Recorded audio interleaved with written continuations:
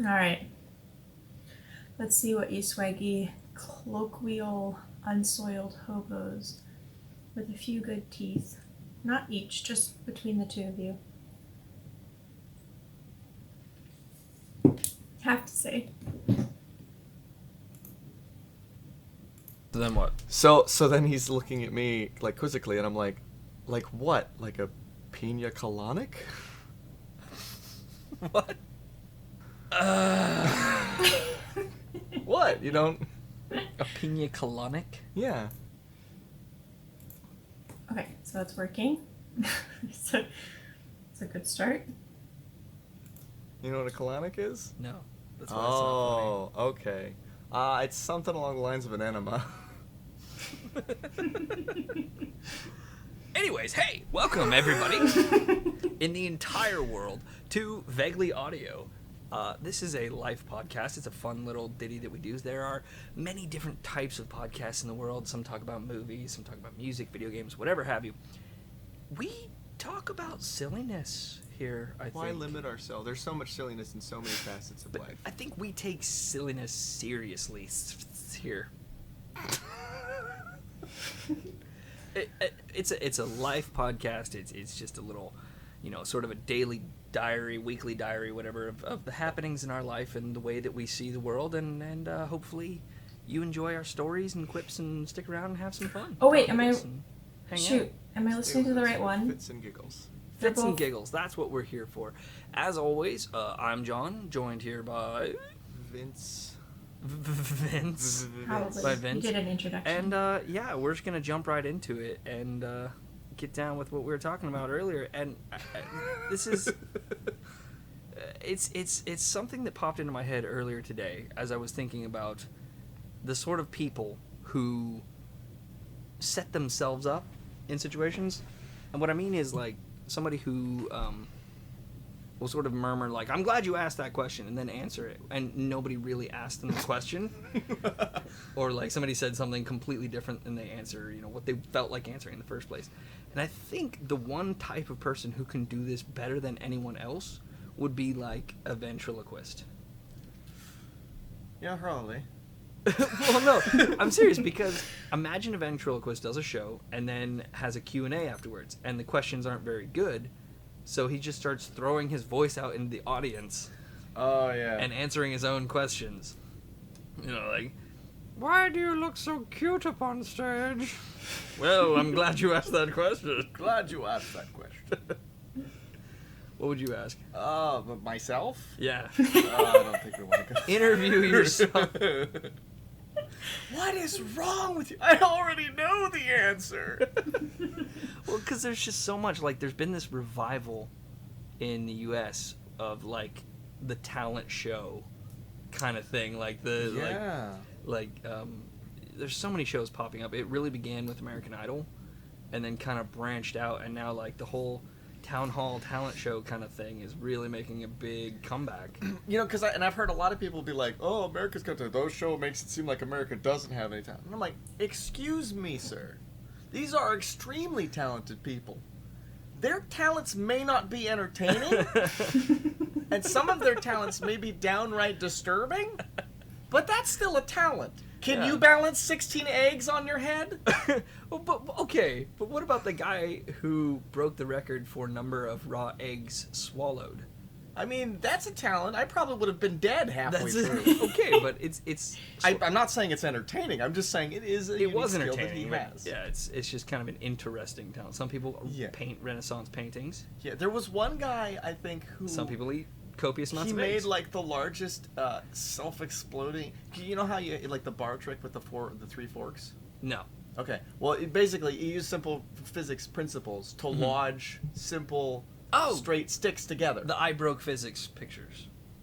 No. Where, like, you make things balance and... Well, that's kind of the idea of the fork thing. But what he does is he takes, like, basically popsicle stick type things. Okay. And he bends them a little bit and, like, wedges them in these configurations. And he made this giant structure on stage. Wow. Like, he made, like, I think it was, like, a 9x9 structure with all these different intricate patterns of just bending sticks slightly and wedging them together. It sounds like and it would then take forever. It did. Like, how did he not get X'd? I don't know. I think they let him do half of it or most of it beforehand, and he finished it up later. All right. But anyways, then he went up and like flicked one out of place, and the whole thing just like. And I mean, it was kind of cool. Yeah. Definitely not worth the time it took to watch him set it up. Okay, yeah. But it's like those inventions where you knock a ball over and then it knocks something else over. Yeah, you wouldn't call that Rube Goldberg. Goldberg machines, yeah. You wouldn't call that necessarily a talent to make those. It but really they're still is. entertaining. Well, there's a ton of talent that goes I into mean, those. yes. I mean, it's not, but it's not something that you would usually see on a Who's Got Talent show. Yeah, that's true. Some of the talents that are on there really befuddle me. Like, there's and it's Good not word. just that someone's doing. I expect people to showcase their things, but the end result of the show is right. I think the prize is a Vegas act. Yes, yeah, you get some sort of an act. Okay, so some of these people come on there, and they're like, "I'm gonna show my talent," and they don't comprehend that there are several rounds to this show. Yeah, and they you do see that. something that you can only do once. Yeah. Because there's no variant to it. If they go on to the next round, they're just gonna do well, the same that's thing the thing. again. It's a gamble, and some of them go up there. I assume I've really seen like 2.5 episodes. Of Okay, that. so let me tell you what happens is that these people go up and they do these things that have no repeatability. If they come back, the only thing they're gonna do is the exact same thing wearing a better costume. Right.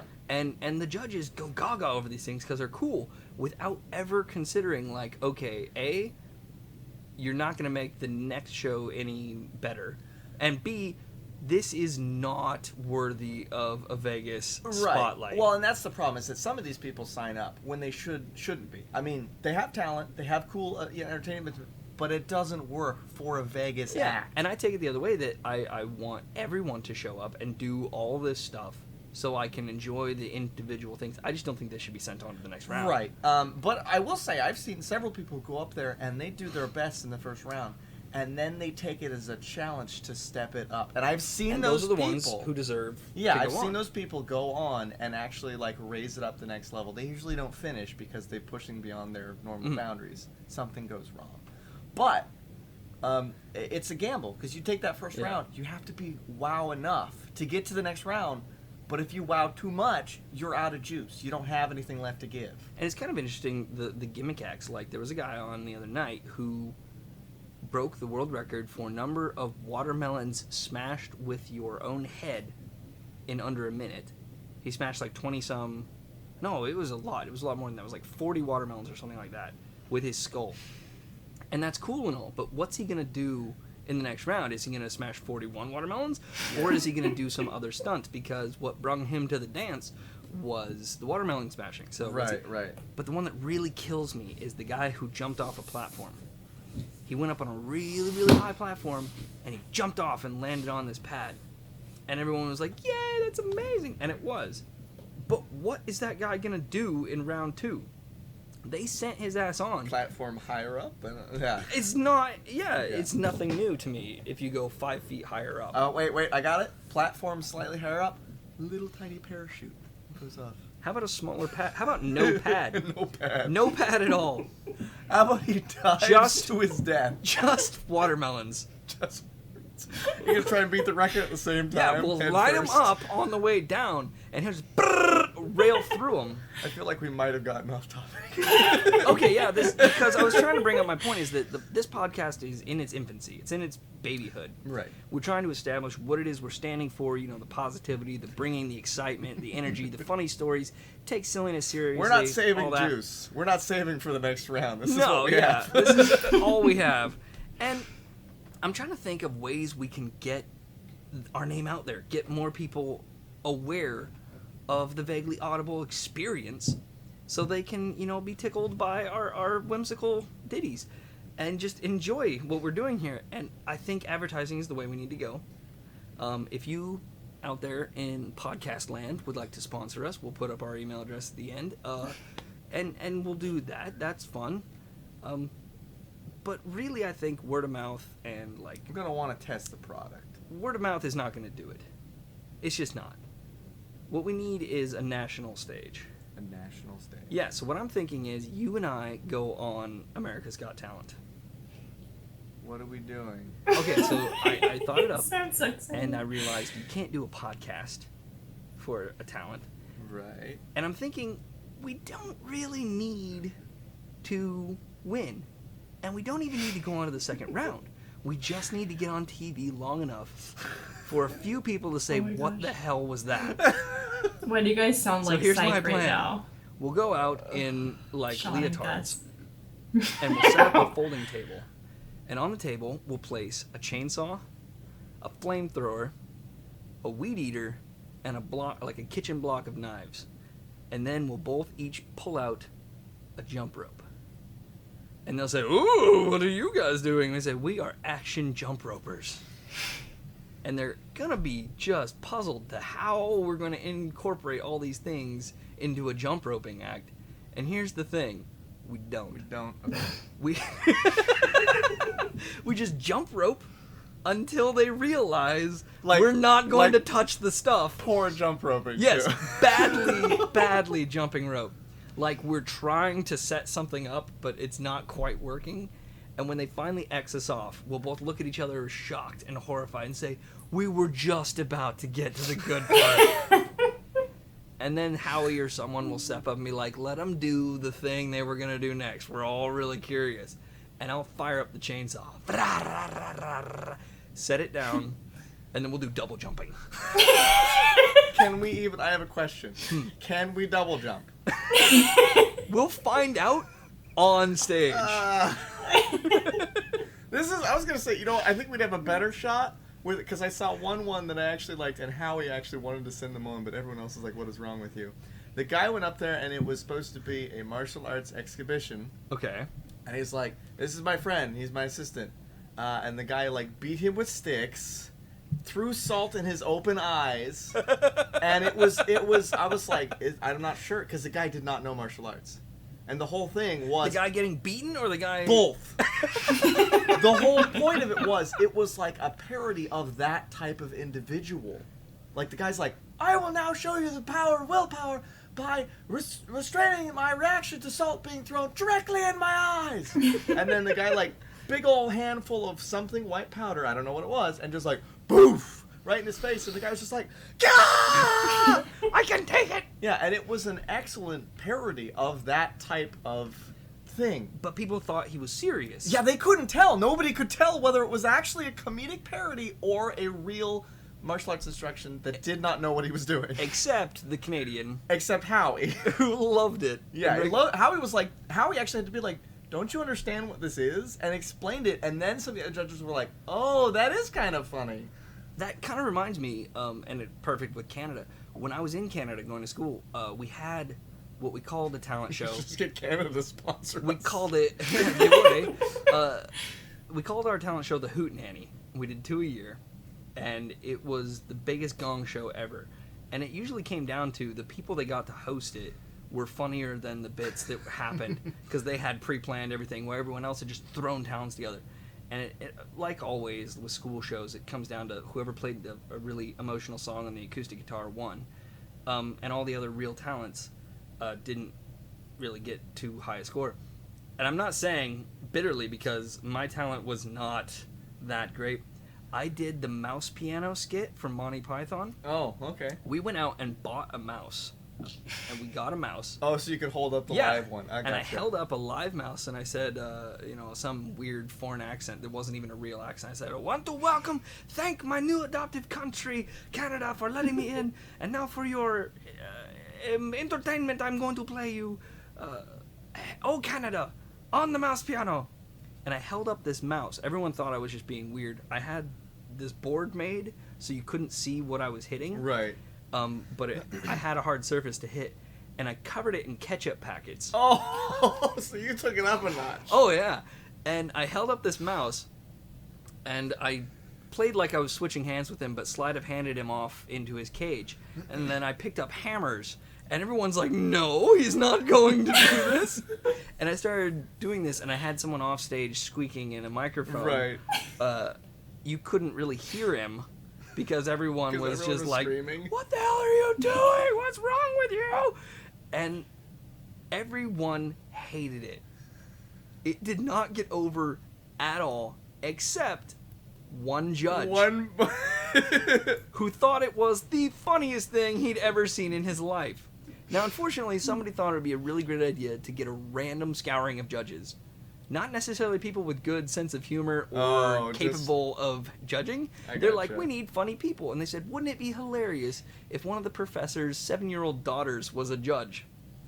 And this little girl, like everyone in the audience kind of got that I wasn't actually murdering mice, but they just didn't like the connotation. Right. This girl thought I was smashing mice. And afterwards, I had to show her the ketchup packet. Like, she was traumatized.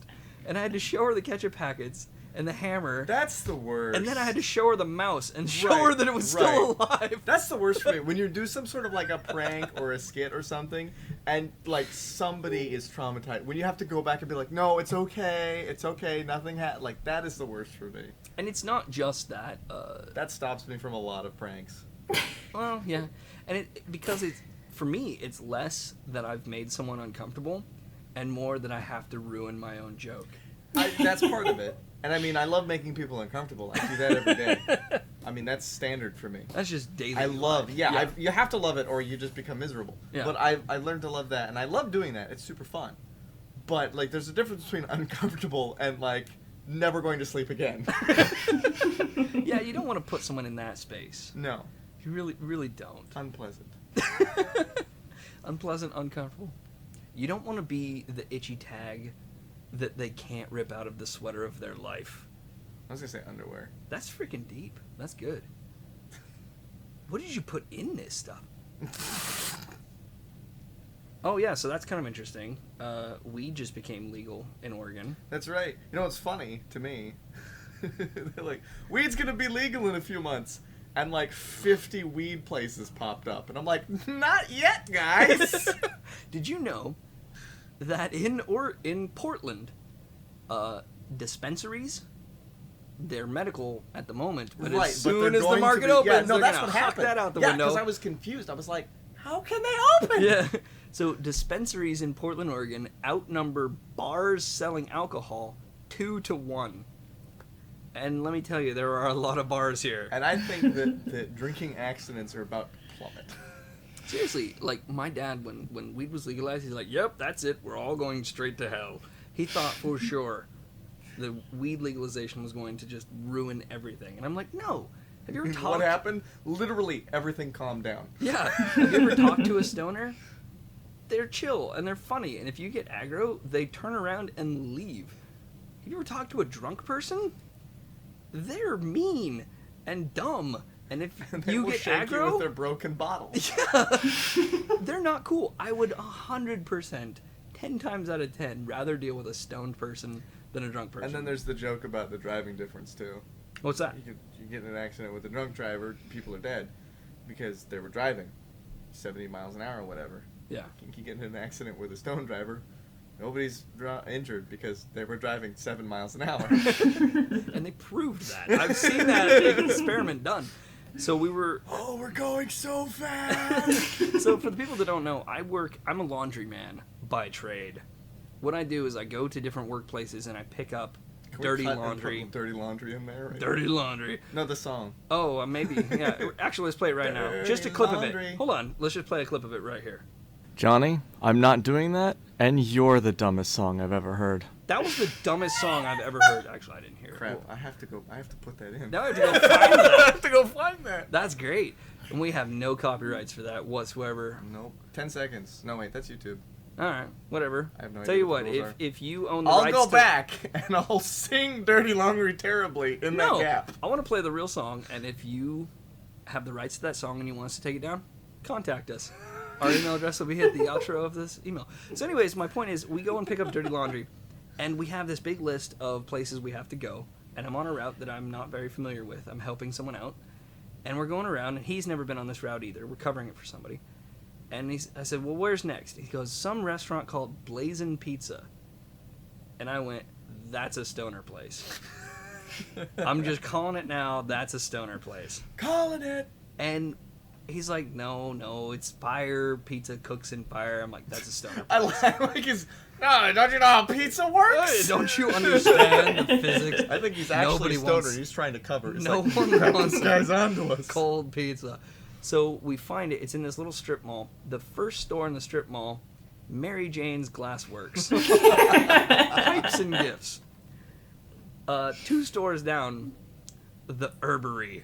It's a dispensary. This is in Camas, Washington, I think it is, where dispensaries of the recreational sort are very legal. This was no medical joke about it. It was a straight up, go here, buy your weed, go home and smoke it. And I'm like, this is a stoner place. He's like, just because it's near 2 of these things doesn't mean. And this guy, we park. We're getting our stuff ready. And this old man pops his head into the door of our truck. Like, gets on the truck pretty much and goes, hey, are you guys here to service us? And I'm happy to say that's the first and only time an old man has ever popped his head in my vehicle and said, hey, you here to service us? So we go inside and So what'd you tell him? there's one employee. Yes, sir. We'll be in 2 minutes. And I go inside and there's only one employee. That dude freaking evaporated. He was gone. As soon as his head got out of the car, he vanished. I'm thinking into the herbery. I'm not sure. And I go in, and there's one employee in the back, like in the break room area, just chilling. And we go up and say, okay, we see you guys haven't used all of the towels that we left you last time. How many towels do you usually have on this shelf? And we'll leave you that many. And she stared at us like we were speaking Klingon. Just blank stare, which cracked into a small smile, and she said, what? And then you're like, Kapla! And I should have. So we finished up what we were doing, and as we were leaving, this really angry army vet looking guy who was kind of murmuring to himself walked in, and I'm imagining the interaction that's about to take place as this guy's gonna try to order pizza. And we get on the truck. Pepperoni. What? We get on the truck, and as we're driving away, the guy is just, that I'm with, is cracking up. And I'm like, what's so funny? He's like, she was so high. Like, he was just getting it. And I'm like, I freaking called it. Stoner Told you place. so, hey? And I've never been more proud of just calling it. Is it, speaking of, if I may, weed in Washington, Mhm. I was on vacation at a hotel up there, and I had to listen to a hotel security person, tell a clearly high woman that she cannot smoke in the non-smoking area, which the confusion was, clearly, I mean, you know, in her defense, but it's legal in Washington.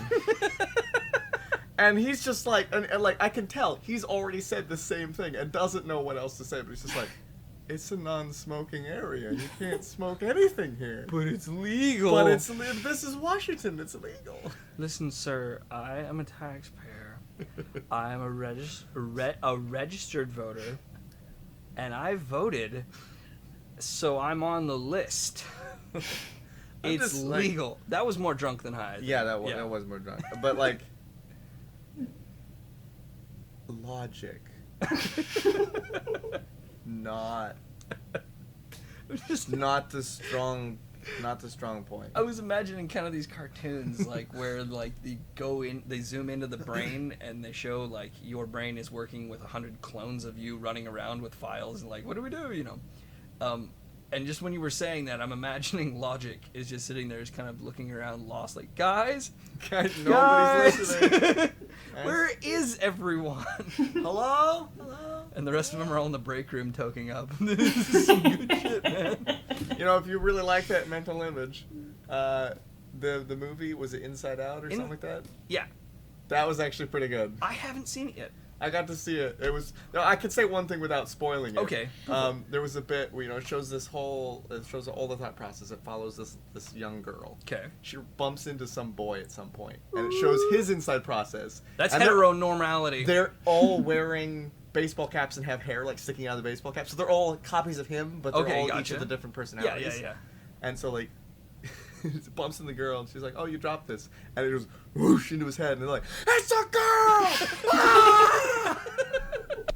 And I was like, "That's accurate. Good job." That is teenage boy to Nailed a T. it. Called it. it I'm not a girl. You can talk to me. Also, I was thinking about phrases phrases that make me giggle. switching gears a little bit here. Yeah. Well, Wait. thinking about things that we think about and how our brains work. Exactly. Oh, I see. Things that That's metacognition right there. Oh my Thinking gosh. about thinking. Good old science class. Yo, for ya. we don't have to play drunken bingo with Vince right now.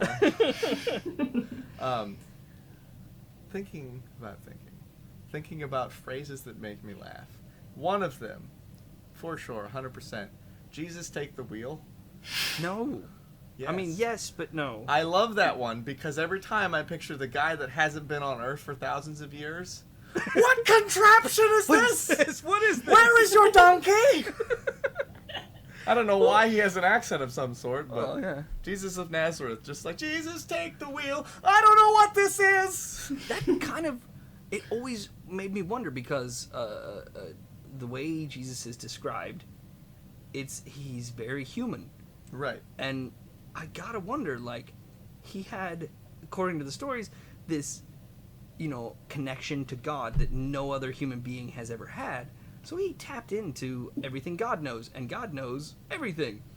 So this tiny little human brain has to have this How tap did it into not that, explode, yeah. right? So I'm wondering if I got in a time machine and went back, I could do so much and like try to fit in and do Plausible. things. But I wonder if I bumped into Jesus, if he would start speaking English. Oh, if he would know. Oh, And just that's go, an interesting question, actually. You're not supposed to be here. not supposed to be here.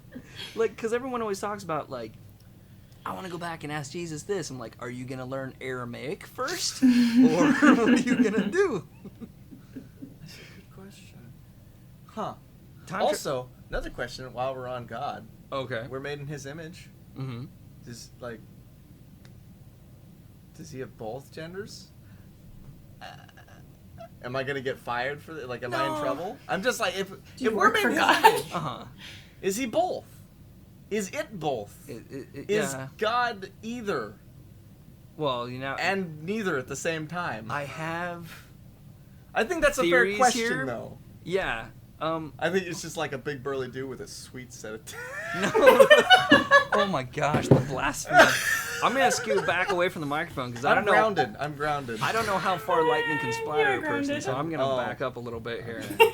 I think I have some safety. Where did that goggles ever somewhere. come from, by the way, smiting? Smiting. There's this trope used in biblical epics where, like, if Right. you were blasphemous, you get hit Smite by me, O mighty lightning. of smiting. Yeah. Has anyone ever, in any story, tradition, or biblical, or anything, did anybody say something and get hit by lightning? Because, like, that's not canonical. You're asking the wrong. I mean, I would be asking you that. I don't know. I just wonder where that came from. It's like the red, pointy-eared, pitchfork-carrying devil. Like, where is that in the Bible? It's not Well, that's there. like ninjas. It's like ninjas. You know what's funny? See, this is the problem because you're like, there was no segue there. You're all over the place, No, and I'm like, I it get made it. sense in my head. I followed that train of thought If you all the could- way to yeah. the scene of the crash. If you could follow my train of thought, you'd probably throw up. But Okay. anyways, it's like ninjas. They never wore black pajamas. No, absolutely. Ever. The point of being But a ninja. that was how they were depicted in common artistry of the time. Mhm. So I think, I don't think the Bible actually said anywhere, but when people were trying to figure out how to display it, how to put it in the paintings in the church, red horns and pitchforks. I don't know why. I don't know whether they were just like, here's a list of possible options. I think the whole thing was very philosophical. They It's like, flipped a here coin? is the destroyer of truth. And they're like, that's not going to scare kids. He looked like a fish. It's like, well, what He's does he a look fish. like? He looks like anti-God. Well, what does God look like? He's scary, and he's red, and he's got a pitchfork. Yeah, I think so. Yeah. It's not like, he looks like anti-God. Well, like God in negative? It is kind of interesting that, like, ninjas are not the only one. Like, and God's not the only one. Like, Vikings. Oh, yeah, I mean, there's tons The of them. Vikings never wore horned helmets. There's not a single recorded Viking wearing a horned helmet. They're all the closed domed metal caps. or something like that. Yeah. Oh, I mean, just the horns are what's wrong. I just had another one too come to mind. Historical inaccuracies like that. Can you think? Here, Can I think you of- think of another one while I try to remember what I was Me just think thinking. of another. Think of something else that was wrong with history. I hardly know anything that's right with history. So you're saying ninjas never wore all Ninjas that? never wore. Well, see, they didn't wear the pajamas. They wore darkly colored clothes, usually dark red, Mm-hmm. to hide blood. And then Ah. when they took out a guard, they would put on his armor over the dark clothing. Well, of course. And it was the type of clothing that you could just wear around town and nobody would notice. Nobody would think you were not a citizen. Yeah, because that's the point of a ninja is to blend in. And a lot of I will say, however, in defense of, I guess, history, a lot of that was spread by ninjas. I remember what I was gonna say now. Go ahead. Well, no, it's that whole kind of point is that, like, if you have a certain way that you want to keep secret and somebody starts to catch on, I think the best form of defense is to turn it into a crazy conspiracy theory. That's very true. I mean, I really think the government doesn't do anything to dispel conspiracy theories because if they do some stuff, plausible deniability. if they do some stuff, everyone's like, look at that. They can say, yeah, I bet it was the lizard people, wasn't it? Yeah. And that's all you have to do is introduce the seed of an idea that this is a crazy bullshit thing. And Magicians kind of do that on a lower scale with a lot of tricks. Where if somebody starts to think about, like, oh, well, it can't be magic, so it has to be this, they'll come up with some crazy elaborate way and make it seem like that's the way they're doing the trick, when the truth is they really just switched hands. yeah. You know, they'll make it seem like they have a The switch happened 5 minutes ago. trap but, door. yeah. So they'll insinuate one thing when it's really another, and it's just duplicitous. You know, it's deception. I think the best conspiracy theory scapegoat in the world are the Masons. Because everyone blames everything on the Masons, and I legit think there are secret societies out there. Sidewalk out front is crooked. Masons. Well, no. I'm saying there are legitimate secret societies. They have to exist. Whether they do anything or not Right. is debatable. But they're out there. And I think... If you know about them, does that stop them from being legitimate? But my point is this. Sorry. I think if a secret society is trying to influence a town or a business or whatever, and somebody catches them, they're like, who do you people think you are? They're like, we're the Masons, and run away. I think the Masons are like the catch-all. That's why there's so many crazy theories about them, is because you're actually talking about 100 different groups who've all just claimed to be the Masons. Well, when and they I get caught. wonder how many people have, like, I'm gonna sneak in here and change my paycheck or something like that, and then they get caught, and then just like, or you know, that somebody sees them as they're escaping or whatever, Yeah. and they're just like, I'm a Mason. I'm a Mason. Like, throw them off the trail of the Yeah. motive. I mean, and this kind of comes back to government conspiracy theories. Like, those come from somewhere. Like, we hear about all the spy stuff and everything as if it's a story or a joke or a trope. Right. But some spy stuff is probably actually happening. There is stuff out there that's happening. Like, If we don't release another podcast on time, the Men in Black came and That's took what us. it So we just was. like to say this. Yeah, so you can hear us now. But don't mention it because they'll get you too. Like, I remember hearing about a year ago about a power plant that went out. Like, the power went out, it was gone. And they were trying to figure out what happened. And they went out and found damaged panels and equipment that were damaged by bullet holes. A sniper had shot the equipment from a distance and put out power to a very specific part of the plant. Oh. And it shut down power for this town. And they said that the panels that were hit were important for operation, but not expensive and easy to fix. So, like, somebody turned out the lights somewhere. Exactly. They couldn't find a better way to do it, so there's like, fuck it, we need to get the power out so we can go in and do the thing, and so they shot these things, and it put the power out. But if you say that, instantly everyone's gonna be like, oh, sure, the government's coming in, yeah, they're doing some... But they probably do some stuff like that, and it wouldn't surprise me at all if that was the case. I wouldn't surprise me really either. But, like, how far do you think it goes? Like, Jason How Bourne deep kind does of. the rabbit hole go? But I mean, like Jason Bourne kind of stuff. Like, do you think I mean, I those definitely agents exist? I definitely think there are agents, like extremely specialized agents. I think Walking that they among don't, us, though. I think they don't cause sleeper agents. It's possible. There's been some pretty supportive evidence of hypnotic suggestion and stuff like that. No, I mean like in The Bourne Identity, there's the scene where he's like, get everyone up, call everyone in. Everyone? Yes, everyone. And he sends out a mass text, which I think is a hilarious way to contact agents. Just texting people. It's like, Frank, you got a text on your phone. It says kill so. What the hell, Frank?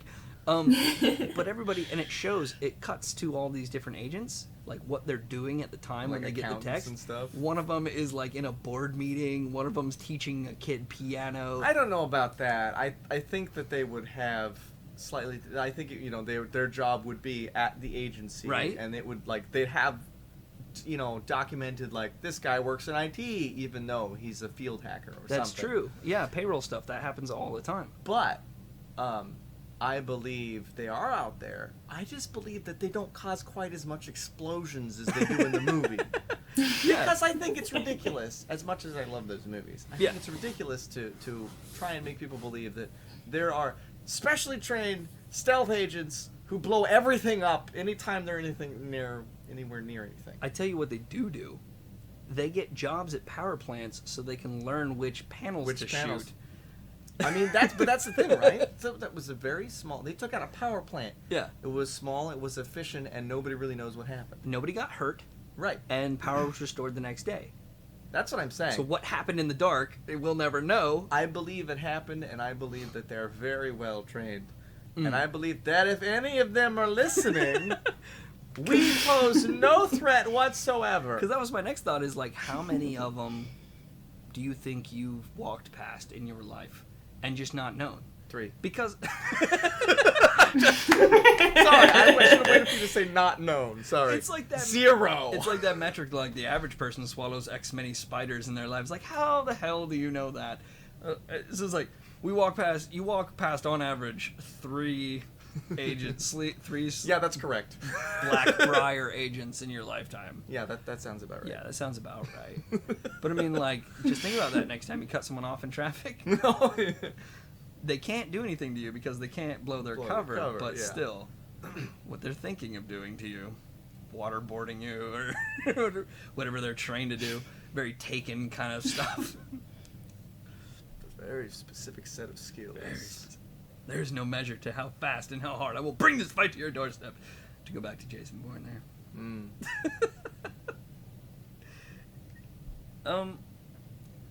Oh yeah, that was one thing we wanted to do, wasn't it? What is it? What are you talking about? The Thing. Oh, okay. Yeah, so I Well, quick, John, do the thing. I'm gonna do the thing right now. We like to pull up stuff off the internet on this show and just go through it.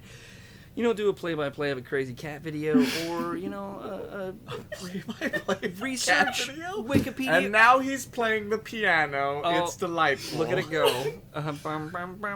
Or, a Wikipedia article about black holes, so we can all learn a thing or two. But today, Do not Google search. we have decided to go through a few misconnections in Portland here and try to help some people out, because not everybody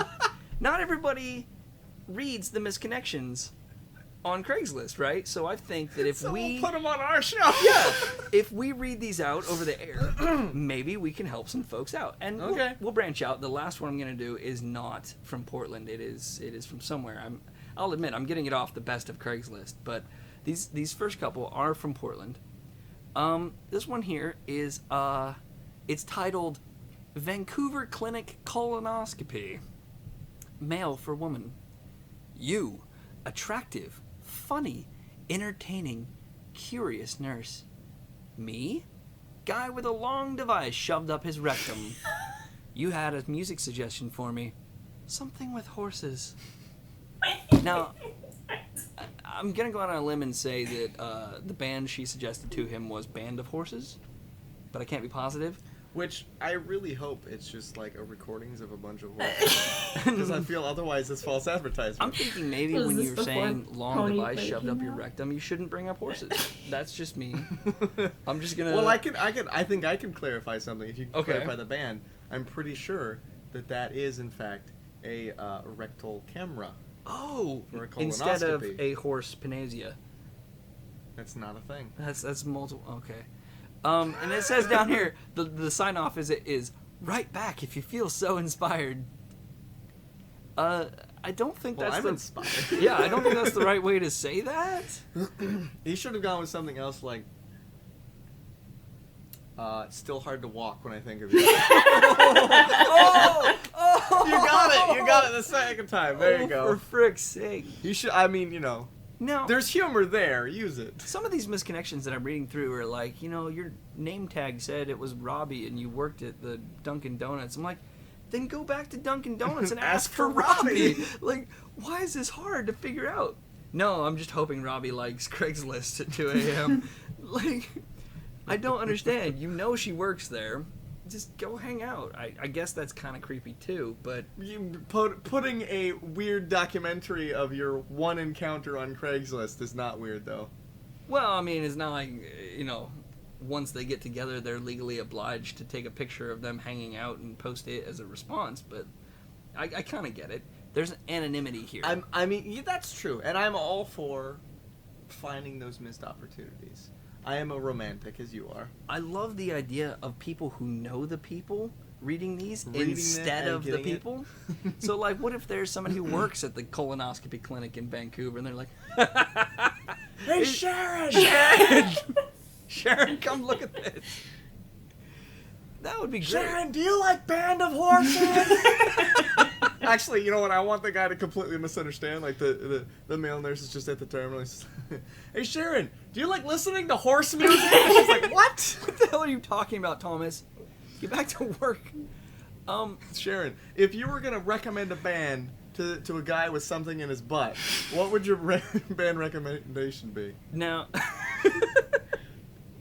now I will say, once upon a time, I had to get a colonoscopy for my stomach issues, the heartburn thing. I don't know.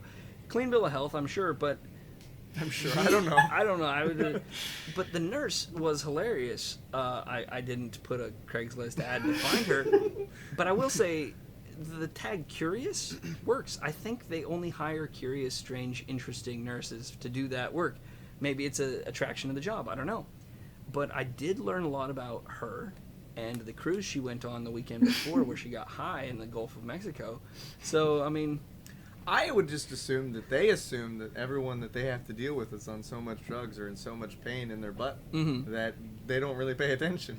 the only embarrassing thing, they said you're gonna say some embarrassing things because this medication is basically truth serum. So anything we ask you, you're not gonna be able to lie to us, and you're not gonna withhold anything. I did withhold things. Like, nobody could get secrets out of me, and I'm proud of that. However, you do Did you slip. reveal truths that you didn't know? No, I was trying to say something about. I wanted to talk about the anesthesiologist because she was funny. She did something really funny as I was blacking out, and I was trying to describe her, and I couldn't think of the word. And they have to keep you from swallowing your tongue when you're under, so they have to put this thing in your mouth. And I said, the lady who put the ball gag in my mouth. And I was super embarrassed. And my wife was there. And I'm fairly positive my wife doesn't know what a ball gag is. But the nurse who got high in the Gulf of Mexico She's sure as hell dying. did. Yeah, she's dying. And my wife is looking at the nurse like, I think this is funny. Why is this funny? Everyone else is laughing. Should I be angry or laugh? I don't know. So we'll move on to the next one. This one's titled, I Hope I See You Again. Aw, that's lovely. A misconnection. Let's see if we can help these I'm people gonna out. reserve judgment for this. No, this is Read it, obviously read it. someone trying to I find mean, yeah, beautiful. person they miss. Between 2 and 5 a.m., Already good. you broke into my vehicle and stole what I'm sure you thought was my purse. Nope. Turns out it was just a diaper bag. But you stole it anyway. Oh, she's looking for a go-getter. Look at this. He did, and it says, "Thanks for leaving my kids' toys and diapers all over the curb next to my house. Also, thank you for making sure to put his medical food and feeding syringes in the shade." Aw, What? he's a nice guy. He left him around. This says, "That was really nice of you. As soon as you opened my bag and saw the contents, I'm sure you realized you were stealing from a disabled child. That's kind of shitty. And you're pretty shitty, too." You know what? I think you're right. This is taking a turn for the worse. Do I get to do the called it now? So, oh yes. I hope you see... I do hope I see your disgusting tweaker self again. Hopefully walking around with my bag. And I'm going to run you over with the car you took it from. Have a nice day, you pathetic fuck. These are so romantic. I'm imagining this woman driving around and seeing a tweaker with her diaper bag and going, "Shit, now I have to run this guy over." Yeah, I had to run in with a tweaker out front of the house here. What? I'm not joking. When I had the truck here, Uh-huh. I saw a tweaker with a screwdriver futzing with the key on the passenger side of the truck. I heard something in the night. I woke, light sleeper. Yeah. I woke up, went outside, and saw somebody futzing with the truck. So I'm like, oh, I should get a weapon or something. I tried to scare him off. Because the tweaker's already armed. He's Well- holding a screwdriver. It's because I'm like, obviously he's a tweaker. Yeah. If a child toddled out of the house, he'd probably be like, "Oh crap," and take off, right? But Yeah. I'm like, he might be tweaking enough to try and see me as a victim. Okay. So I'm like, I'm not very big, right? So I thought of what's the one thing I have going for me? Everyone thinks I'm crazy. Can you out crazy a tweaker? I can give you a firm answer. For yes. I worked up a good froth. All the while he's out there. Yeah, and the cool thing, I do want to tell this because there's some beautiful imagery here. All right, let's There's some hear it. Graceful, beautiful imagery. I jumped off the front porch and I hit the actual sidewalk, not the walkway to the sidewalk. I hit the walkway. Are you saying the balcony hanging No, over your? no, because I that didn't. would Not have the been second impressive. story. I've done that, but not this time. I needed to save all my energy for crazy. Oh, gotcha. That's not crazy. No, I enough. jumped off just the front porch. Okay. So I just skipped 3 steps. All right. I was pretty much on the walkway, and I guess he didn't hear that. You're like, So damn, what I'm he gonna have did to go up here and do it again. Was when I was halfway to him, I realized he still hasn't seen me. I'm like, I don't want to get close enough for him to turn and see me within arm's reach. I want him to really have a chance to think about the situation, right? What you didn't comprehend is that this is possibly a deaf tweaker who wouldn't hear you coming. He wasn't deaf. Okay. Next part. Well, the next part was when I decided I need to make sure he sees me coming from far enough away to where he can try and decide whether he wants to assault or not. Because I want to be able to see him go into fight mode so that I have a chance to back off. Yeah. Right? Luckily for me, he didn't. When I'm not going to repeat it full volume. All right. But I just... What the fuck are you doing? Yeah, and I've got mode. spit flying down my face. And I have, like, my arms are out, so I look like a giant spider sprinting down the sidewalk at him. And what happened was his neck turned. His body was still facing the car. His neck turned, and then immediately did a 180. His body did. His body did. His torso was still pointed in this direction. His feet were already in that direction, and his head was in like a tertiary third direction. Then, I swear to you, I have never seen someone else do the Scooby-Doo run in place. Yeah. Hanna-Barbera sound effects playing. The He, whole like, 9 yards. jumped from the shock of it Uh-huh. and hit the ground. And when he hit the ground, that's when his legs were pointed in the other direction, with his torso still facing me. He then proceeded to take off. I just want to imagine that I got a free screwdriver. and you looked up at him and you said, "Have a nice day, you pathetic fuck." No, I was busy wiping spit off my face and stuff. Huh? No, I'm fair. I just wish that the difference between the direction of his feet and the direction of his body had somehow caught up and like met in the middle, and he just would slam directly into the side of your car. That would have been kind of fun, but at the same time would have been like, well, crap, now what do I do? Where am I going to hide a third body? That is that is the basic. Whenever you're fending off an attacker or a vandal or someone peeing on a doorstep, whenever you say "what the fuck," like they turn around and will like come to grips with what they're doing and that it's wrong, and they'll like and sidle off most of the time. Most of the time, But yeah. if they don't, what the hell is your next step? Because like I saw an incredibly drunk person wandering around in my front yard one time when I lived on a second story in an apartment. This guy was just waddling around, and I really wanted to say something to him, but it was just a drunk guy. All your meaty parts Yeah. where they were. And he turned towards my car and punched it. Now I'm a country boy, and like property is like a big deal in the woods. And so I jumped out, like I jumped over my couch like a gazelle, and like threw the door open in one motion, and I leaned over the balcony and I went, "Hey!"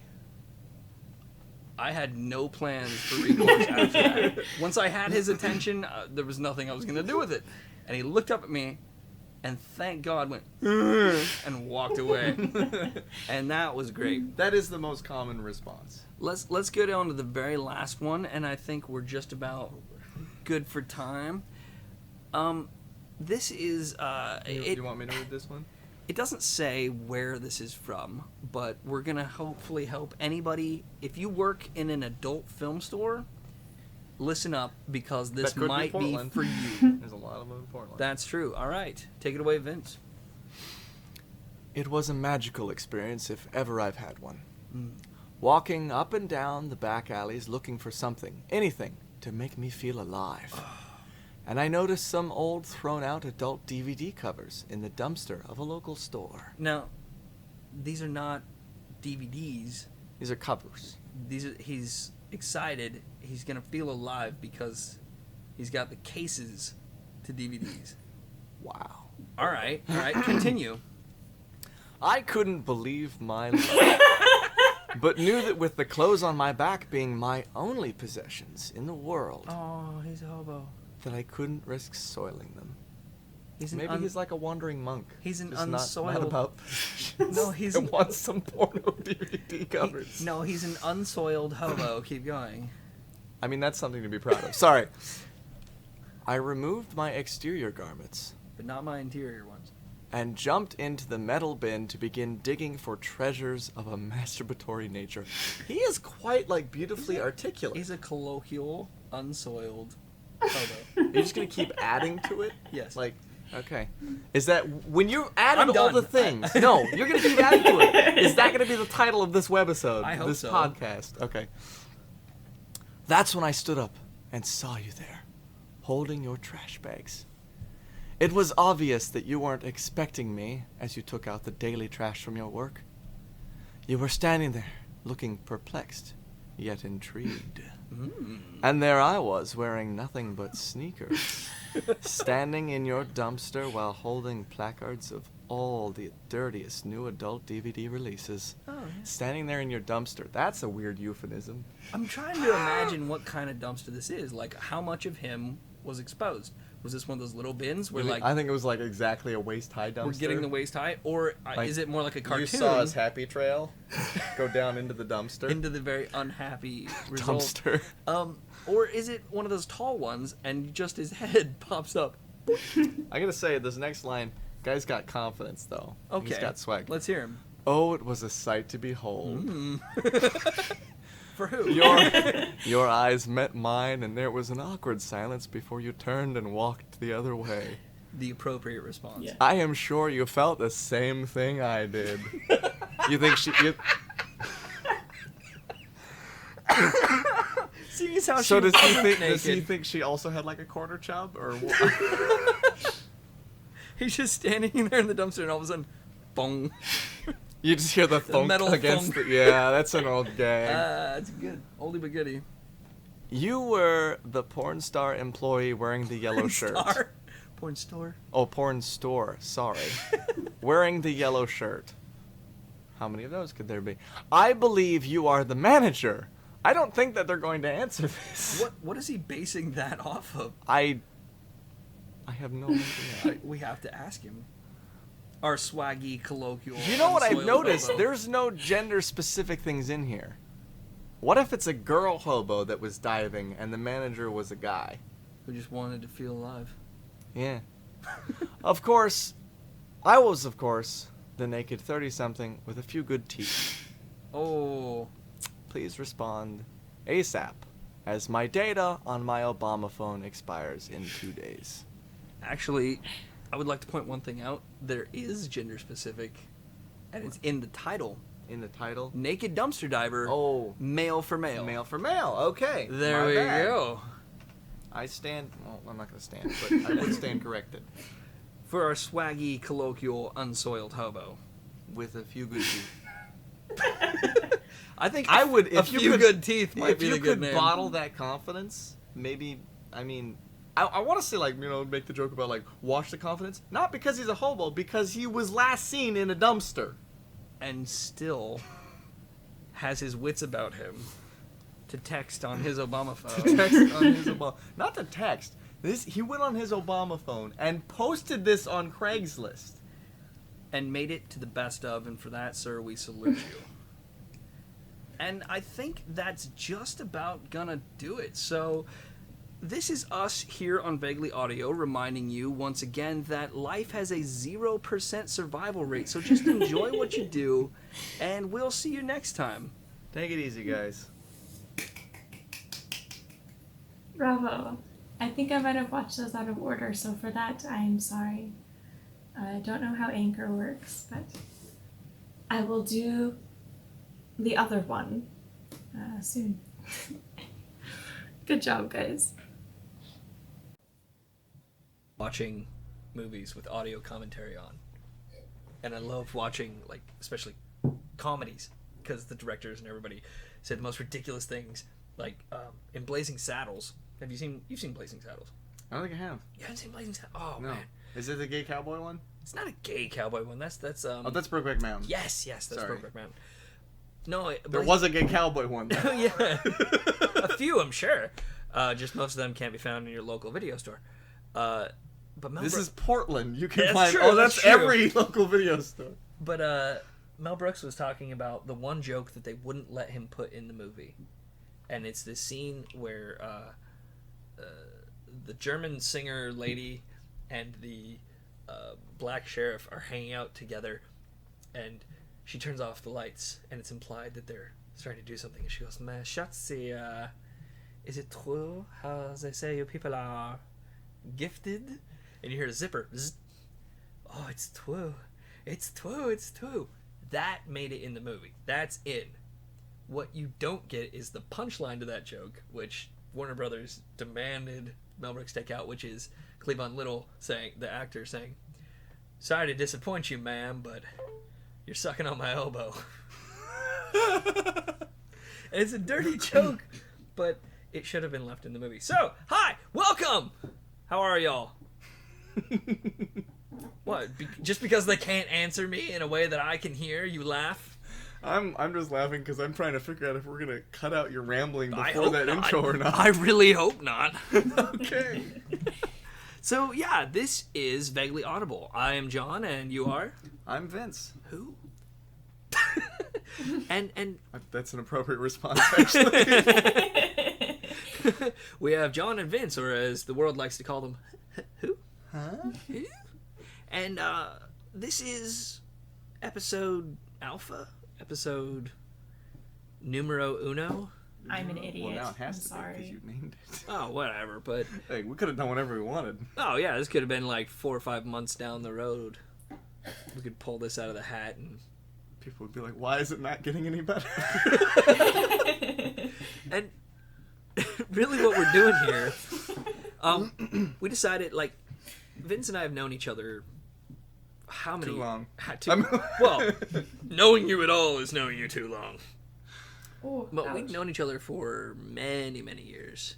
Say Many moon pies. at least a dozen. Like at least 4 or 5 months. I mean, you have the same concept of time as I do, apparently. Well, I mean, it has been at least 4 months. I mean, we met in fourth grade. Probably. Probably, yeah. I My have no idea. earliest memories of you was talking to you about Monty Python. Because back then you were doing Monty Python bits in like 3rd or 4th grade. And it was the funniest stuff I'd ever heard. Sure. But you thought that Jean Cleese's name was Monty Python. Well, he was in all of it. Okay, yeah. So I thought it was his flying circus. so your concepts of what is going on in the world have gotten better, but like the sense of humor has stayed about the same, I think. Probably. Pro- There's a little bit more subtlety now. okay. And we tried a whole bunch of different things over the years. We did some improv together. Yeah, we did improv. We wrote some bits. Nothing really got off the ground though, because for a big chunk of You our threw me adult pretty life- far in that. Oh, no, I threw you pretty far in that one bit. Oh yeah. We did. I showed up as a guest improver to his improv group, and we played the game More Outrageous, which basically you do a scene and then the crowd yells More Outrageous. No, it was faster. It's the you- same kind of thing. Same kind It's of deal. faster. You have to do it in a shorter amount of time period each time. Oh, that's right. And so by the end of it, we were doing the entire scene in like 4 seconds. Yeah. And at one point in the scene, you're supposed to lay me gently on a table, and because we had to do a 2-minute He was a bit giant baby. in a few seconds, I mean, he was playing a baby. you basically gave me the rock bottom, just picked me up and hurled my ass directly into the table, almost breaking it. But anyways, over the years, I've lived too far away. Vince, you lived here in Portland, and we just couldn't make the Now dots everyone knows where to kill me. connect. And it just dawned on us when I moved a little bit closer that we need to be doing Something. anything, because we're not doing improv anymore. I'm Nope. out of my group. You're out of your group. Oh, my group disbanded shortly after I left. Mine is in Canada, and so we need this creative outlet. And the idea came to do. I had tried to get a show off the ground up there called the La Spectacale, which What language is that? well, it's part English and part French. Okay, and what does it mean? It translates out to the show. Which made me so happy. I wonder how many people saw that. Well, I wonder how many people saw that. And then on top of that, I wonder how many of those people were like, it just doesn't know how language works? Well, actually, the original conception of it, literally, like, it was few seconds old before that question was asked. Because I asked a girl from Quebec, the French part of Canada. Everybody thinks all Canadians speak French. No, it's literally just like one small chunk in Quebec. Just like Frenchtown. Yeah, well, I mean, the whole province, I guess, but still. I asked her, I said, how do you say the show in French? And she goes, La Spectacale. Because I couldn't come up with a name for it. I just call it the show, but I'll call it in a different language, you know. La Spectacale. I was like, that's great, so we'll call it the La Spectacale. She goes, but that... I was like, no, that's the joke. It's a really subtle reference to Mickey Blue Eyes, the La Chacharia, the restaurant they eat at. Huh. The La Chacharia. You realize that means the Chacharia. Huh? I don't know if I've seen Mickey Blue Eyes. Ah, it's a great... Oh, no, wait, I have. Okay. That's the one with the guy who plays the charmingly befuddled guy in every movie. Yeah, the British... Yeah. The British guy who doesn't understand what women want. What? Huh? What's going on? Huh? Yeah. I'm so charming. And the La Spectacale kind of puttered out because I just couldn't get enough people around me energized for it. And not much good productions. Oh, yeah. I decided to make my own production company, which really just meant a logo at the beginning of crappy YouTube videos. And what kind of sad, pathetic person did you try to get to do the logo for I you? got some jackass. Well, I called you Yeah. and asked you to animate a little logo for me, and I said, it has So- to look bad because the point is that it's bad. And I, being a master at Adobe Flash, because I had it all of a week. Having just downloaded it and I actually bought that one. became a professional overnight. Nope. So I asked you, make me a bad logo, and what did you do? Well, the funny thing was, you're like, I want a logo, and I'm like, and you're like, I need it to look bad, and I'm like, I think I can do this. I can do that. That is right up my street. So yeah, there was that. So flash forward to a few months ago. I'm over here hanging out, and I remember this because I go, Yeah, you dude, tell I really want to do a YouTube series, and you're like, podcast. because at the time I was super into the Art of Wrestling podcast, and then I'm friends with Jack of Tumblr fame, and So is it a podcast rule you can't have like more than one name in your moniker? well, no, it's a Tumblr rule that you give your first name and then your Tumblr URL is your last name. How weird. So I am John Keep Calm and Carry Underwood, which is a huge mouthful to say. So I don't call myself that. So what's he now? Oh, so he's Jack the Problematic Blogger. Which makes a little bit more sense than his last blog, which was Jack Casey Anthony Official. And Casey Anthony, if you don't know, was that woman who drowned like 3 of her children. Okay. Well, all 3. It's not like there was one left watching. I thought that maybe it was Jack. Oh, yeah. So everyone thought he was like a Casey Anthony fan blog and was like getting really mad at him. So he changed it. Anyways. He should have just started taking artistic photos He of people underwater. Oh, no. It's my aesthetic. I'm sorry, everybody. It's all I'm about the sorry. aesthetic. So he was doing the Flipcast, and I was like, you know what? I can do that. Anything he can do, I can do. And I can do better. I can do a moderately okay version of. And so you wanted to do Let's Plays. I did. You do want to do Let's I Plays. do. I mean, we are going to we do are- Let's yeah. Plays. I mean, if I have to zip tie you to this chair and make you hold the controller in your mouth, I guess. Ooh, baby. We did that last week. Analog rumble sticks. Not okay. So the idea, we bounce it around. Are we going to shoot a YouTube series? Are we going to record a podcast? Or are we going to do like Let's Play game stuff?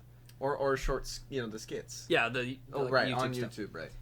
So the answer we came back with was Yes. yes. We will do all these things. Because if you have a certain amount of energy, you can exert that energy towards a project. So why not split up your energy between 3 projects and make all of them awful? No, we're not going to be into this self-deprecating stuff. They're going to be badass is what they're going to be. The comedy is going to be fun because we're going to take our time. We're not going to rush it. The Let's Plays are going to be great because Let's Plays are great. And the podcast will be okay because we're here too. And I mean, we're just going to put it out there. We're going to try our best.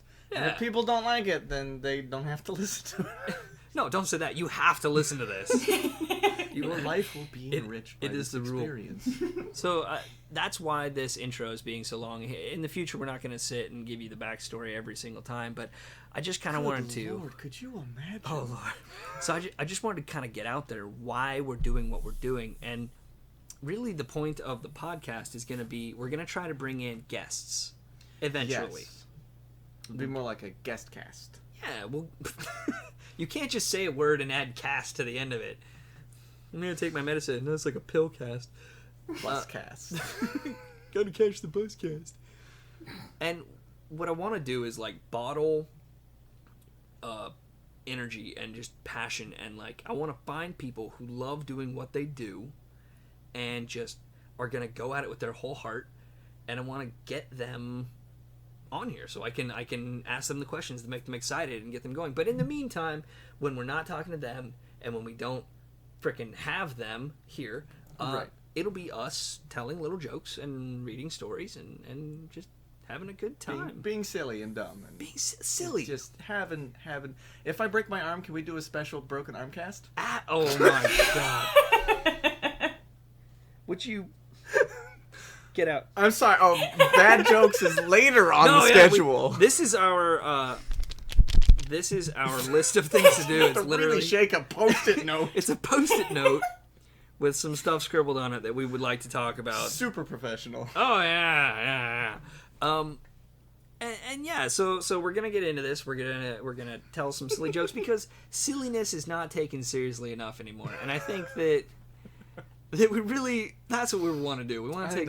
I think that's what people need. Yeah, we need to take silliness very seriously. Serious business. Because we're in Portland, and we're in the weirdest city. Portlandia.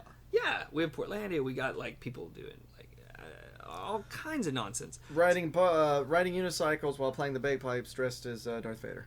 Oh, so you went to Alberta Street last Thursday? Last Thursday specifically. He's there like every week.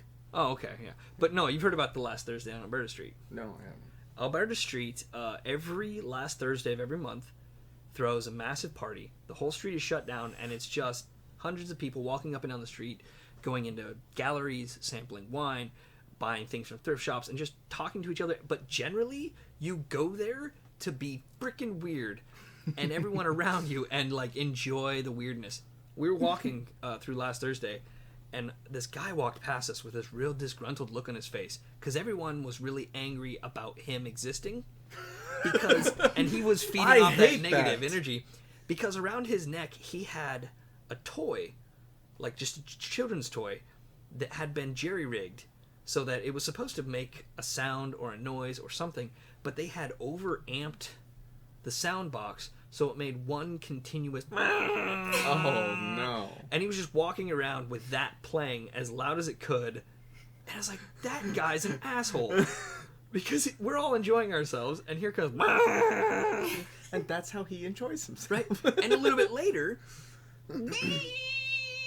a different person, different pitch came walking by, and I was like, what is this? Way on down the street we found a gathering of them. There were like 15 kids with these necklaces made out of jerry-rigged broken toys, and each at a different pitch and note. What? And it made a chorus, and it was beautiful. That is bizarre. Right? So super annoying one-on-one, but together But they really made music. cool. And they would wander off. So whoever wandered off, everyone hated them. But it changed the music in the gathering. That's because interesting. So that's Portland. That's where we live. So, we're going to be a little weird. And we're going to spread that positivity and that weirdness and that silliness as far as we go. Because we can. And so we must. So long as people click on the link to the podcast. Yeah. We will force them. We will bait them with Twinkies, and we'll throw rocks at them until they click it. So that kind of is a little bit of what we want to do here, and we'll get into more than that as the podcast goes on, but I think we should start getting onto the list on our post-it note here. The first note here, literally we threw this together seconds before clicking the record button.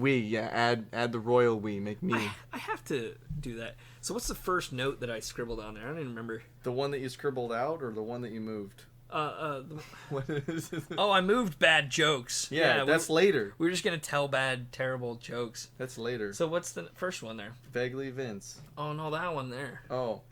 Philosophia Quarsters. Philosophia Quarsters, which in English is philosophical questions. Oh, okay.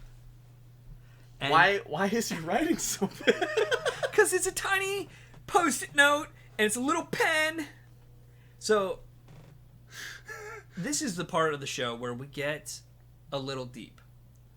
It might be a little bit oblique to some people. It might be a little out All there. you sleepy people out there, try not to get lost in these deep thoughts. Just, take your... what's the pills the kids are popping these days to do good on tests? I don't know. It's not Quaaludes. Get defensive. I don't know, man. Don't ask me. You kids are on this. Amberol? Yeah, take I your don't know take what your is- Adderall Adderall, that's the one. and just listen in as we ask the questions that we don't really have an answer to, and I don't think we ever will. Things like Which kind of makes me wonder, why would we ask these? how many hairs are on your head, or Well, you can answer that one. who was the first person? Did you know you can pay for someone to find that out for you? Really? You can hire someone to count the hairs on your head. You can hire someone to do anything. Well, these yeah, days. but we're not gonna go into details. Can on we that. make a Craigslist ad and just ask for someone to count the hairs on our head and just see what kind of responses we get? We're gonna get strangled. I'm willing to pay $3 a high five and a sandwich. What kind of sandwich? I feel like you'd have to put that on the You're ad. down for this, or No, I feel like you'd have to put that. Like, I feel like if you got emails from that, the constant like similarity between the emails would be what kind of sandwich. Well, that's kind of a lead into this thing I was gonna say. Was one of my philosophical questions is, who was the first person? Like, what was the first thought process for the very first restaurant? Because everybody was out living in the desert, doing their own thing, and like making their own food as best they could. Who was it who was like, you know what? That guy over there makes some really good food, and I make some really good food. If I just bought some food from him and put it all together, I could pay for that by charging him to come eat what I make. You know, like, that had to have been a revolutionary concept. I mean, that's an interesting thought. To be honest, it was probably more founded based off of the barter system. I mean, people were like, Yeah. I'll give you a chicken for this, and then somebody else was like, well, I can't cook the chicken. Yeah, so what the that's hell's not- a chicken? I've never that's- seen a chicken before. That's no deal for me. And then they're like, what if I cooked the chicken? And then they made a really good chicken. They're like, that's worth a lot. Yeah, and somebody else was walking by and was like, I don't really, I want that. Couldn't help but overhear your barter. Tell me more. Really, really deep philosophical stuff like that. Like who was the first person to come in space? I have a feeling it was probably the first man in space. The first, whoever went up first, that was probably him. No sales resistance at all. Well, I mean, they're up there for a while. Also, I don't think it took that long. I think whoever. No, yeah, you're probably right. Because It's I like- have a feeling that he was like, It was. it's like, eat your heart out, Mile High Club. It was probably a contest. Like, who could. What, you think the guy's like, and we have ignition in 3, 2, no early starts, Johnson. I'm just stiffening. That's nasty. You know who it was? It was the monkey that the Russians sent up. Was probably first. Russian monkey. Where'd they get the monkey? Was it actually Russian? There's a deep question for you. What was the The nationality, nationality of, of the monkey. that monkey? Do they have monkeys in Russia? That's really. I think they do. Kind of felt like just saying, I thought they were old bears. Oh my god. No, that's actually a really interesting question because, They have to have a zoo or something, right? yeah, because they were all about national pride, and it was like, Russia the first to space, combat, and that was the whole thing. You would think they would pick a Russian monkey. Wait, did they put a monkey? Who put the dog up? Was it a dog that went first? Because I know a monkey went up real early. I know a monkey. I think America used a monkey. Didn't Oh, Russians use a okay. dog? Yeah, they must have. That does sound I'm not familiar. sure. That does sound really familiar. There's a good question. Something for everyone to Google We're today. really terrible. We didn't do any back study on this. Last question. Are we gonna have to do a disclaimer like everything put on this show is not fact? No. We'll do the 4chan disclaimer, which is if you believe anything you hear on this show, you're a fool. Because what I think is that I can't remember the story right, but didn't the Russians like put an animal up into space and they had like the stuff on it to say yes, it's still alive, and that was like good enough for them. Like they proved that it was still alive, and everyone's like, all right, cool, now bring it back down. They're like, nah, fuck it, and they just left the animal up in space. Well, I feel Wasn't that like a thing? I feel like that is a thing that Russia did, but I'm also like, but didn't we do that with the monkey? Did we get the monkey back? No, we got the monkey back. Yeah. Okay, I think I'm confusing that with Planet of the Apes. This is real life time.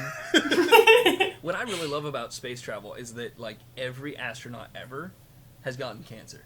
Like I bet if you Google astronauts, just get the Wikipedia list of them and ask it, like weed through it, cause of death. Google has like a compare thing. Like, Like, cause of also death? list. Cause of death for almost every astronaut I've ever heard of has been cancer. It's just like, what if it's Like space, what if it's like death by aliens and they're like, we can't put that on their thing. space is uber cancer ridden. Just put cancer. No, I space, said, Jonathan, space can't be that bad. Look at how many people die on our planet versus how many people die. oh my god. survival rate The survival rate for humanity is 0%. going We all into just need to space remember that. is as safe as riding a tricycle. Absolutely, it is. Oh man, that's kind of like that whole deal about your odds for things, like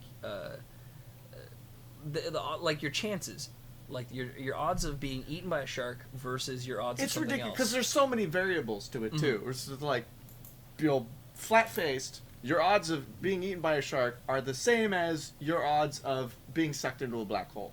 And they're like, okay, I'm sorry. And they're like, if you're standing next to a particle generator or whatever, like a hadron collider. Okay, Okay, alright. yeah. Your odds of being eaten by a shark are the same as the odds of you dropping your ice cream. If you're currently bleeding and in the middle of the ocean. That's a good point, because there was the whole thing about like your chances of winning the lottery are not as good as your chances of being killed by a falling coconut. It's like, More people die from being If hit by coconuts. you're on a deserted island with no medical facilities and a lot lot the trees. rule is Or- don't fall asleep or on a if coconut you tree or if you have unless you have a lottery ticket if you have in a your hand. really jerky neighbor upstairs who likes just, coconuts. Just hucks coconuts out the window constantly. I'm done with this one. You won the lottery. Congratulations. We're a little bit scattered here. These things happen. I thought this was the format for This this. was good. Yeah. Should we stick to the agenda or just BS our way through life? Oh, I thought we were just yes. Let's do both. Okay, Continue to stick cool. through the agenda and Right on. continue to BS. So, we're gonna rush right B to along the here yes. to daily holidays. Now, this is a very interesting concept. Like, I was thinking the other day, like, I want a calendar, and I want to mark every single day with a holiday. There's not enough room on the calendar. Well, you got... You need like a really big calendar. Whatever. So my Or point is really that... small writing that you can actually read. Well, I'm not going to put 50 holidays a day. My thought was one holiday a day Oh. for an entire year. So I looked it up, like, is there such a list? Turns out the amount of holidays per day is massive.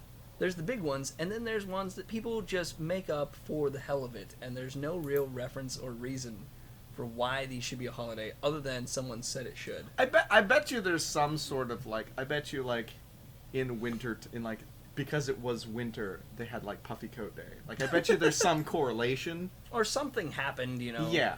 But it wasn't like a big event, like a war No, or a no. treaty or president dying or something. I mean- It was just like, I picked a flower today, so today should be flower picking day for all eternity. I mean that's kind of how society works. So you can have a dumb idea, but enough people listen to it, Right. It becomes the thing. Yay, internet! Listen to our podcast. so today is junk food day, and today, if you're listening, for us is Tuesday, the 21st of July, 2015. But you're probably not going to hear this for quite some time. And Yeah, so like by then Replay it'll stuff. be like Thread the Needle Day or something, yeah, or Milk Chocolate Day, I just realized what a giant joke this whole segment is going to be. Walk on Stilts Day. Because people go back and re-listen to old podcast episodes. Say someone discovers the podcast in episode 40. They're going to go back and listen to episodes 1 through 40. So the I think day of the year is going to change So- literally every day. Yeah, That's but what days do. That's why you said the day. Okay, all right. So we're just going to talk about the holiday of the day. And then I guess next time it comes around, because damn, Skippy, you're not going to listen to this on the right day. If you are listening... We're gonna have to make sure we never do the same day again.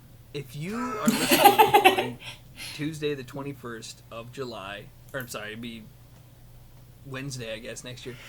If you're listening on the 21st of July in 2016 or 2017, I know we're done with the deep segment. I but just that scared means you, man. It'll What? never again be the exact same day. Yeah, It probably will. because that's how days work, is that tomorrow, today ends and it will never happen again. Did you realize that? No, I just meant because next time it'll be a Wednesday instead of a Tuesday. I made some joke on the first of a month one time. And it was some joke. It was some joke. I made this joke about, it was like, what's a month with 31 days in it? I'd have no idea. Or 30 days in it, whatever. Don't know. Man, we suck at this. Asking the wrong guy. We have various mental deficiencies between the two of us that are medically documented, so you gotta bear with us. and I made this joke on like the first of the month, I was the brightest kid in special ed. saying like, make today Two the best charming, funny September guys 31st with you've a ever few had. good And September mental only had 30 disorders. days or whatever. So it was like supposed to be this big And inspirational you know what? thing Some people did. for a day that didn't exist, and no one got the joke. It was bad news. But today, That was depressing. July 21st, is Junk Food Day. Junk Food Day, which is funny to me because I was curious, as I sometimes am, and We're luckily, always curious. this curiosity and the internet put it down. No, put it listen, down. no, I just want to hold it. Put it. You're gonna play with Whatever. it. Put it down. I'm not allowed to fidget while we record. I was curious as to which inventions America was it responsible for. Okay.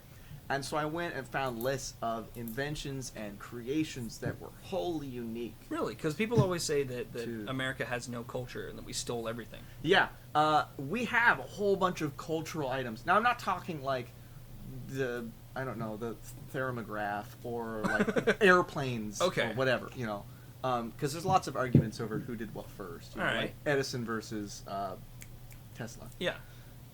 What I'm talking about is cultural things, All right. which a lot of time, dances, foods, there's I can name 3 strictly American art forms, okay. but I want to hear yours first. Okay, so I just went and looked up Okay. things that were documented first in America. All right, And are and they from America. Hit me with some. All of them junk food. All of them junk food. Like, I guess if there were 10 things on the list, there were 9 junk foods. There were 9 junk foods, and a lot of them were just deep fried things from other countries. See, people would argue that we stole that from somewhere else, and so it's not totally ours. Like people were like, American is the hot dog, and like that's German. Yeah. Like Pizza. That's It's Italian. Yeah. Apple pie is actually ours. Okay. Nobody else had done apple pie. American as apple They pie thought is it was real a thing. dumb idea. Who would put apples in a pie? Well, I guess because Mm. they had things like peach cobbler and they had some other types of pies and stuff, but nobody had tried apples. Yeah. I guess. I guess I know, strudel it was- isn't really. It was pie. listed on the article as an American thing, which is why I brilliant. guess it's one of the few things Yeah. you say as American as apple pie. I love it. Yeah. All right. So, CM Punk, wrestler and philosopher, listed 3 truly American art forms Okay. that we can claim ownership of the originality, and they are jazz music, the comic book, like graphic novel, the comic book. Right, I understand that, but there have been a lot of things. Of There were that nature. illustrated things, but there weren't. But comic books as an art form is strictly American, and professional wrestling. That started here. I might give you professional wrestling just purely based off of like how different it's its own animal from any other type for of sure, wrestling. and it was or absolutely invented here combat. Yeah, through definitely was. carnies and whatnot. Yeah. And it's definitely evolved from sort of a showmanship type thing as Yeah. opposed to like a combat art form type thing. Yeah, because I guess there were show fighting in Yeah. Japan and stuff. But I think a lot of people would argue with you on the comics. Really? With manga. But who And there are started other that? I'm pretty have sure that the historical American comic book started before documentation. manga. But then it's like, where did that start? It's just like, is propaganda Propagation. propaganda pamphlets on how to have sex propagation Propagation pamphlets. are propaganda pamphlets like comics? I don't know. There's No. What do you mean, they're no? not. No, because if you make a poster saying like "Here's the Jews," like it's pamphlets. It's a that's couple totally- pages. Look at Hitler beat up the Americans.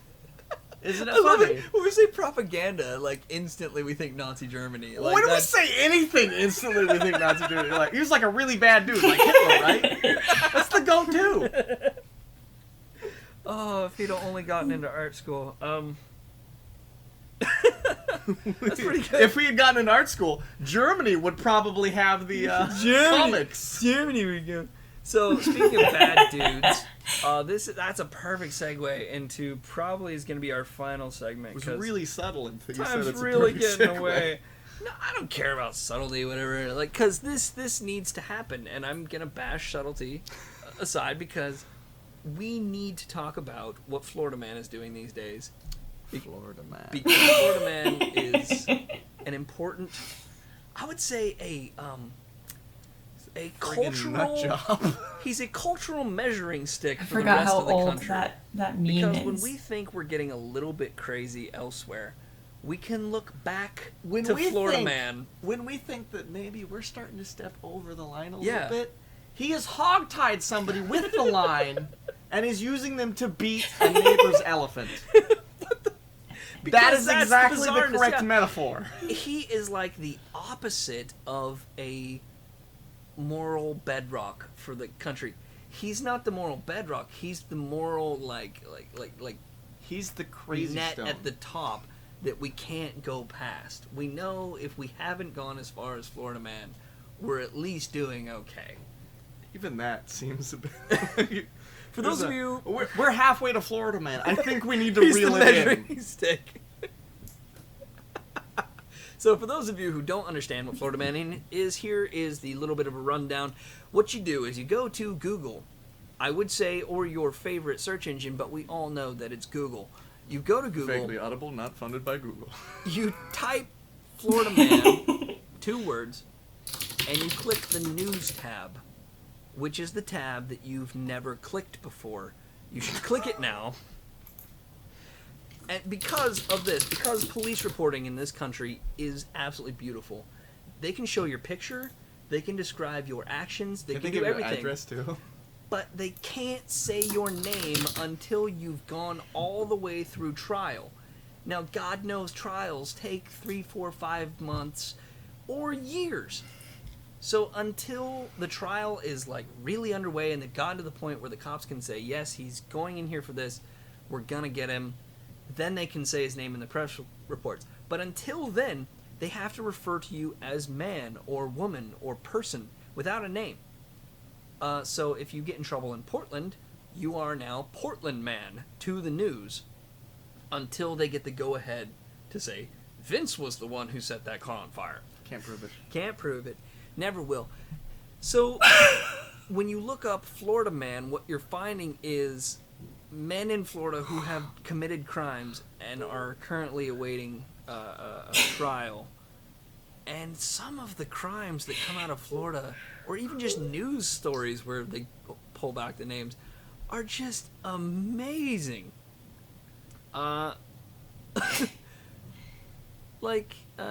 We have Florida Man here has gotten more than 7 years after hash oil explosion.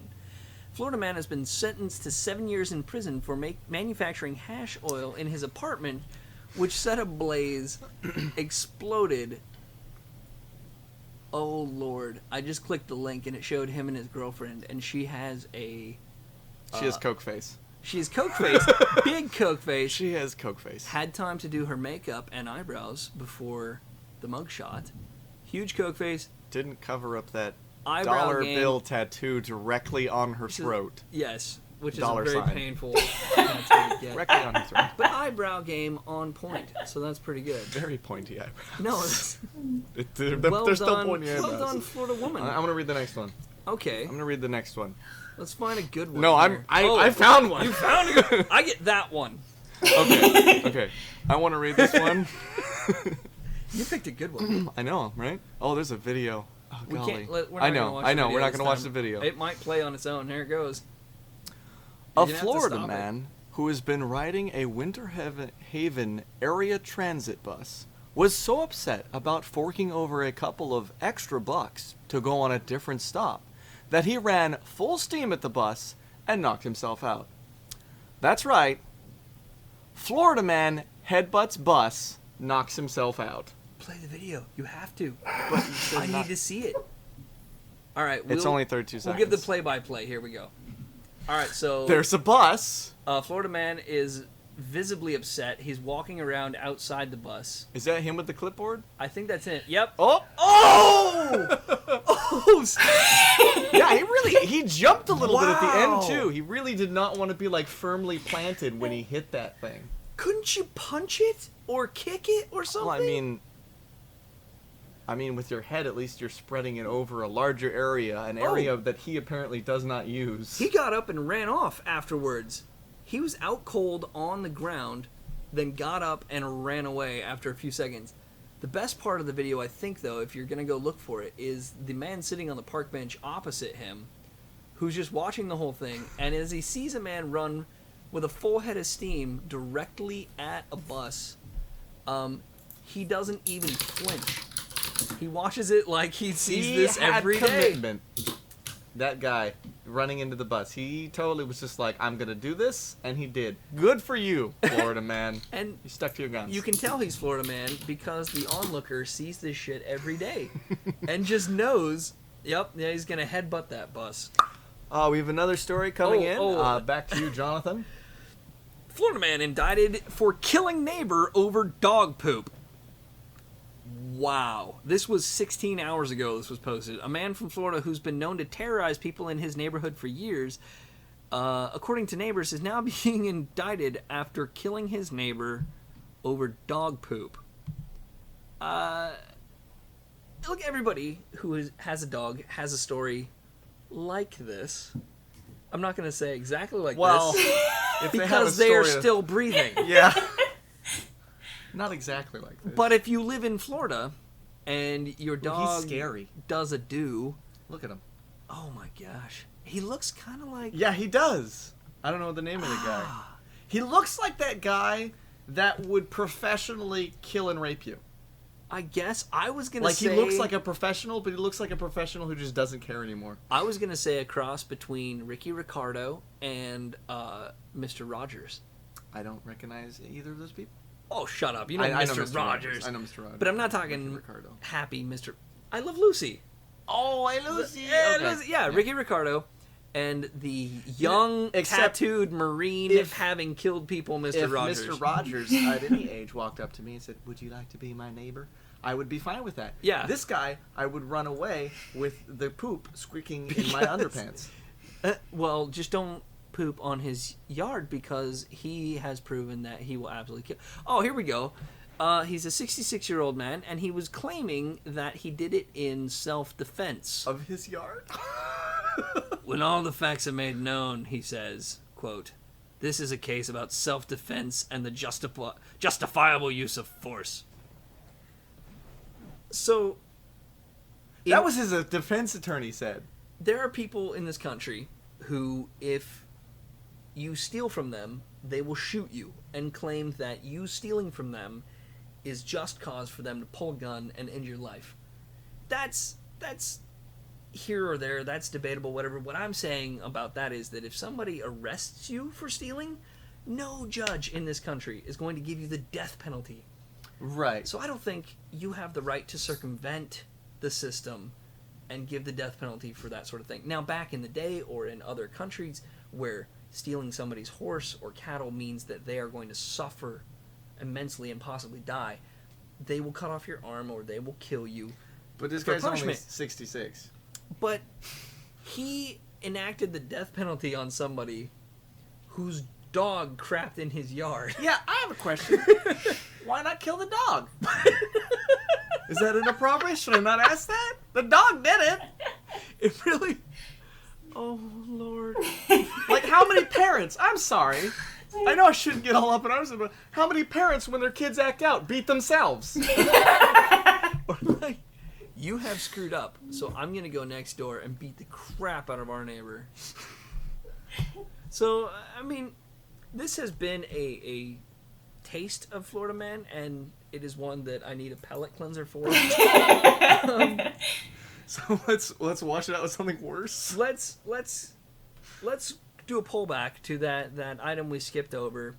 Let's end this day on a couple of just terrible jokes, and we can call it good, and we can try again next time, and hopefully Florida Man won't taint us too badly with his Florida-ish ways.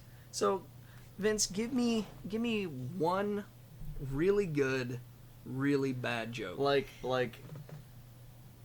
If you want me to, 20-something bad, or like fourth grade bad? like 4th grade bad. Like, here's a quick one. We can each do one long one, if that'll work out. I can try and do quick ones. Or we can rattle off a couple quick ones. Like I was just thinking, like there was a bit of twine sitting on the porch, tied in a half hitch, and I went up to it and I asked it, "Do you know the way to Kentucky?" To which the bit of twine answered, "I'm afraid not." Wah, wah, wah. I'm gonna try and. This is a bad idea. I'm gonna try and raise this a little bit. All right, elevate us. Photon gets out of a car at a hotel. Okay. Front doorman says, "Can I help you with your luggage?" She says, "No, I'm traveling light." That's pretty good. That's pretty good. I got one. It's a little bit longer. Are you ready to knuckle into this one? I'm gonna have to really make This a quick one's one really after. good. All right, so there was a convention in a British town in the British countryside, and there were many, many Frenchmen traveling up to go to this convention. We. And the popular mode of transport at the time was a donkey. Now, the first day, the Frenchman rides his donkey into town, stops at a hotel, asks for a room. The man says, "Okay, but the room is haunted. You should just know that off the bat." He says, "I am a proud Frenchman. I do not care. I will take the room." Goes up, hears the ghost. Woo! And he runs to the window, looks down, sees his donkey, and he thinks he's going to make a quick getaway. So he jumps out, but he completely misses the donkey, lands in a giant hole, dies. Next night, believe it or not, same thing happens. Frenchman shows up, Different Frenchman. okay. Gets the same room, gets scared, jumps out of the window, falls in the giant hole instead of on his donkey. The third night, now by this point, the guy running the hotel is thinking, this is a bad pattern, this is a bad scene. Look, 2 Frenchmen have already stayed here, they've already jumped out, they've died. "I'm a proud Frenchman, I will not surrender, I do not care." Fine, take the room, I don't care, Frenchie. Guy takes the room, here's the ghost, jumps out of the window, lands on his donkey, and rides off into the moonlight. Now, the moral out of the story is that 2 out of 3 Frenchmen don't know their ass from a hole in the ground. That was not worth the wait. I'm gonna have to do like a really quick one. Okay. What do you call Your it? disappointment What? was so worth it. What do you call a fish with no eyes? I don't know. Done. Okay. Oh my god. Oh my goodness. So there you go. That was our first. It's not really our first attempt at this, but this is our first one on record, going out there to the world. Unless I lose this one. Unless too. you lose this one too. We really hope you guys like it, and don't judge us by our first attempt. We're gonna stick around. We're gonna work on this. We're You gonna should try to probably make it judge better. us by our first attempt. And we're gonna bring people in, and this is gonna be a lot of fun. And this is Vaguely Audible, reminding you that life is sexually transmitted. Thanks for coming along. I'm sorry. What? Watching movies with audio commentary on, and I love watching, like, especially. that was a good ending. I loved it, guys. I don't usually. Oh, frick! I forgot to use my microphone. I'm sorry for the background noise in this. I'm not a huge podcast person. I probably should be because it's much easier for my internet to handle out here, but I would actually listen to this one. I think you guys did a fantastic job, and you made me laugh a lot. So, great work, and I hope that there's more at some time. But yeah. Oh, wait, I have to...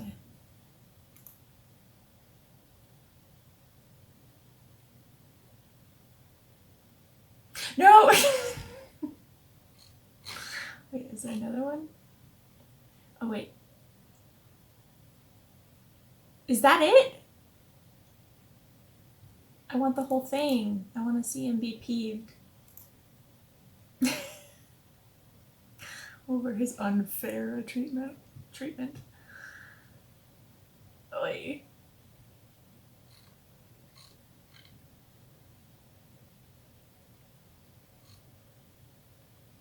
Oh my gosh.